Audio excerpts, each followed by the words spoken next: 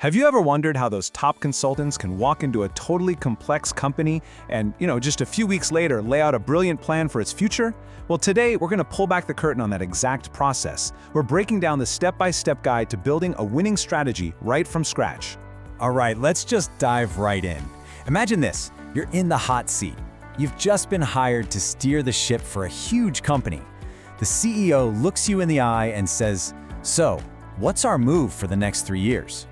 It's a massive, kind of terrifying question, right? But the answer, it's not about having a crystal ball. It's about having a disciplined framework. So, where do we start with this framework? Well, before you even think about opening a spreadsheet or looking at a single number, you have to get one thing crystal clear: your mission. You're not there just to observe the business, you are there to actively shape its future. This right here is probably the most important shift in mindset you need to make. Your job is not to be a corporate historian. You're not there to write a report on what the company has been doing. No, you're a strategist. You are paid to recommend what the company should do. It's the huge difference between mapping where you've been and charting where you're going. And this is the goal. This is the whole point of the game. Everything we do from this moment on is aimed at achieving this one thing: finding a unique, sustainable way for the company to be better, and more profitable than everybody else in their space. That's strategy in a nutshell. Okay, so mission is clear. Now what? Now we need intel. Because let's be honest, a strategy without data is really just a guess.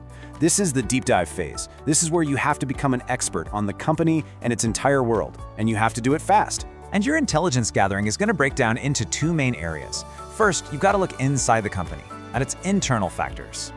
What are its strengths? What are its weaknesses? Then you look outside, at all the external stuff, the opportunities and the threats that are shaping the entire industry it operates in. So for that internal analysis, you just follow the money. It's the best place to start. If we look at Nestle's revenue here, for instance, you see instantly that powdered and liquid beverages are the real financial engine of the company, right? That's not just a random fact, it's a huge strategic starting point. Is this a strength we should double down on, or is it maybe a vulnerability if that market suddenly changes? See, it raises the right questions. And then for the external side, you map out the competitive landscape. A simple chart like this one for the semiconductor market tells a big story. You can see right away that it's basically a two-horse race between Samsung and Intel. Understanding this battlefield, who the big players are, where you fit in, it's absolutely critical before you make a single move. Okay, you've done the hard work. You've gathered all the intel. Now comes this really cool part. You've got to transform all that raw data into a clear strategic picture. This is where we use some really powerful tools to, literally visualize the competitive battlefield. The whole goal here is to get out of the weeds of endless spreadsheets and create a simple visual map of your company's position. And these tools are great because they just translate all that complexity into clarity. They make the real strategic challenges and opportunities just jump right off the page at you. One of the key tools you'll use is the IE, or internal-external matrix. The easiest way to think about it is like a coach analyzing their team. You plot each business division on a grid. It helps you see who your star players are, the ones you should be investing more in, and which ones are kind of lagging behind and might need to be fixed or even cut. It's a brutally effective way to manage your portfolio of businesses. Next up is the space matrix, which is all about figuring out the company's overall game plan.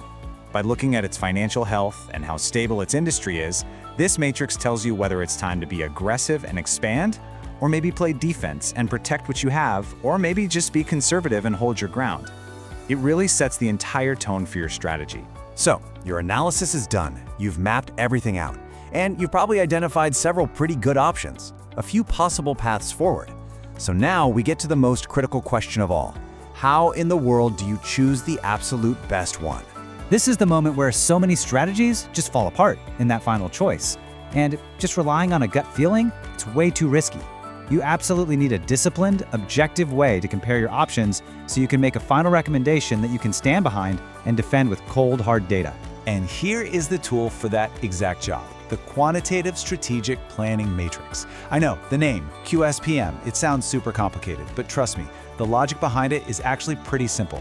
It's basically a system for scoring your best ideas against the most critical factors you already discovered, letting the numbers guide you to the best decision. Let's just look at a really simple example. For each key factor you've identified, like having a strong brand image, you score how well each strategy takes advantage of it. So here, strategy A gets a 4, but strategy B only gets a 3.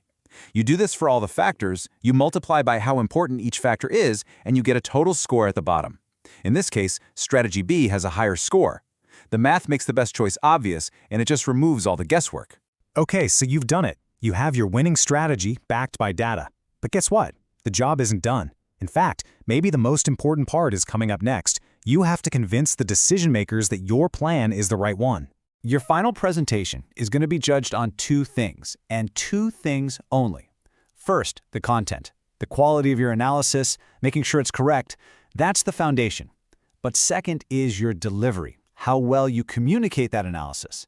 That's what's actually going to persuade people. You have to have both to win. Now, these points might seem like, basic presentation tips, but they are so critical in this context. Let's take that last one. Point out how each slide supports your recommendations. This is so important.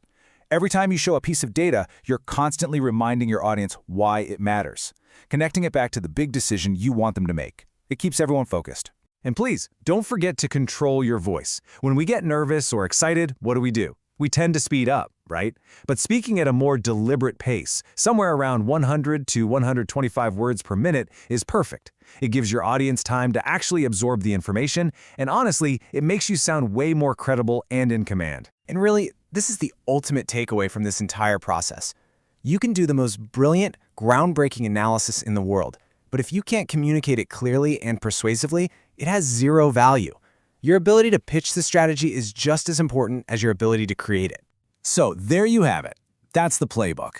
It's a repeatable framework for moving from total confusion to strategic clarity. It's how you turn a mountain of data into a compelling story, and then turn that story into a winning decision. You now have the strategist toolkit. So, take a look at the businesses around you. Which one strategy would you fix first?